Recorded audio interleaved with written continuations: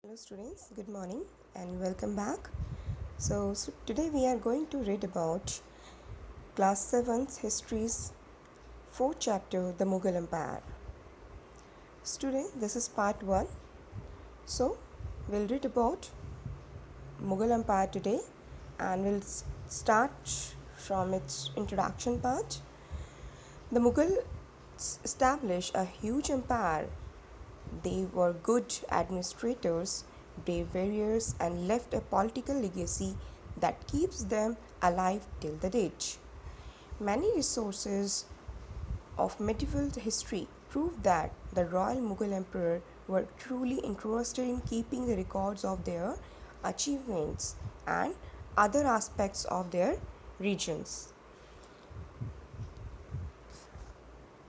The first emperor of Mughal Empire was Babur, who ruled from 1526 to 1530.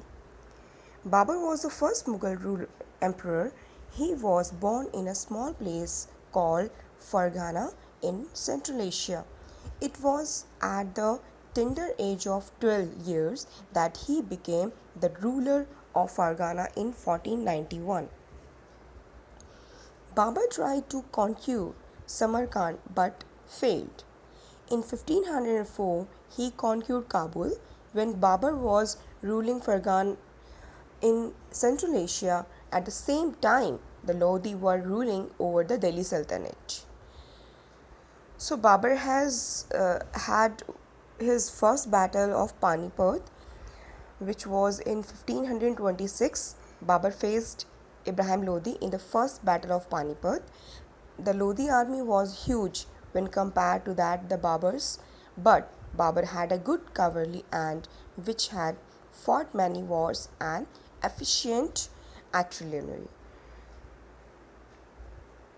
Then we had Humayun after Babur.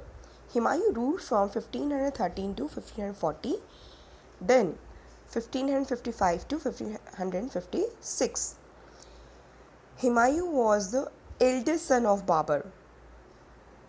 The full name of the Humayun was Nasruddin Muhammad Humayun. Succeeded him in 1530. Humayun had three brothers, Kamran, Hindal and Askari. The name Humayun means lucky, but in reality, in his life, his life was full of problems. As a ruler, he faced a lot of disturbance. He was left alone because he did not get actual support of his brothers, who were unhappy with the small areas under them. Humayun's tumultuous life can be divided into three phases. If we'll talk about the first phase of life of Humayun, that was 1530 to 1540, was a time of struggle and stress.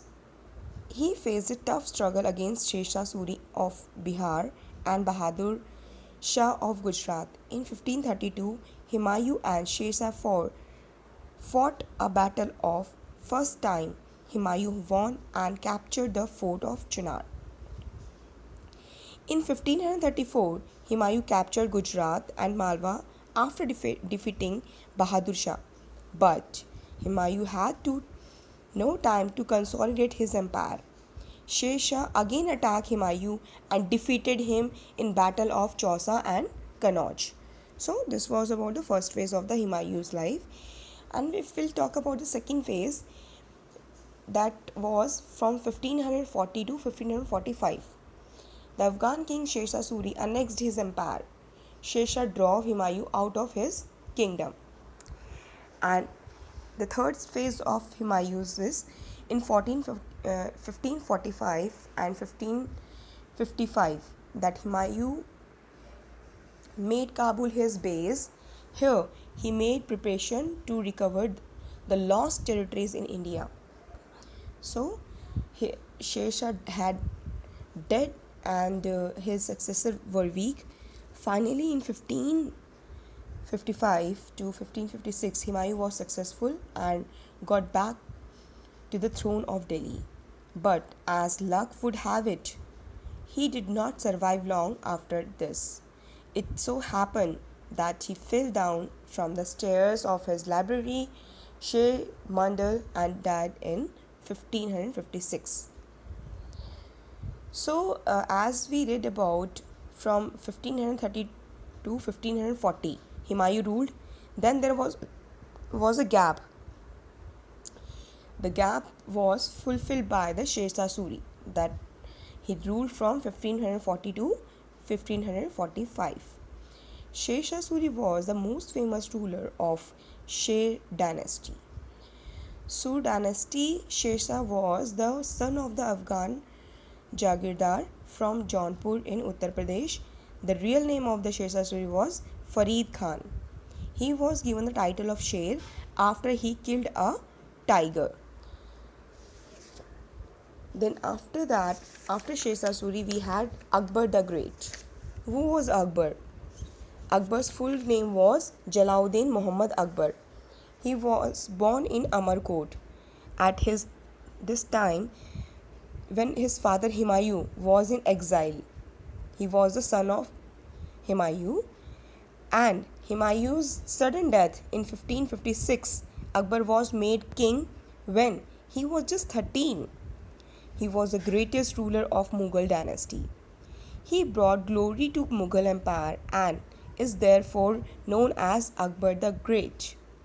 There are many reasons why we called Akbar the Great.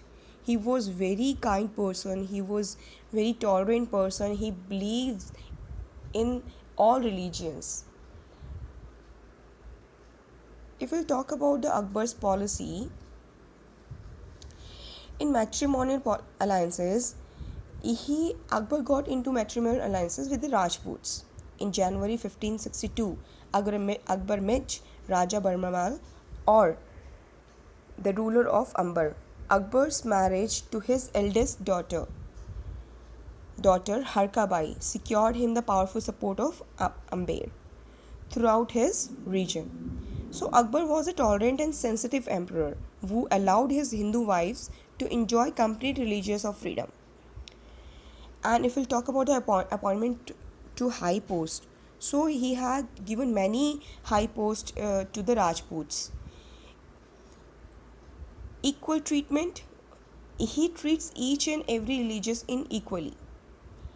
He believed in Hindus, Ramayana, Mahabharata, even though he converted those religious book into Persian as well. Religious independence, there in his empire, each and every person had the right to choose his own religion. There's no forcing from Akbar's side that they need to choose Islam only. Full respect and honor to the defeated Rajput rulers. Akbar was a compassionate emperor.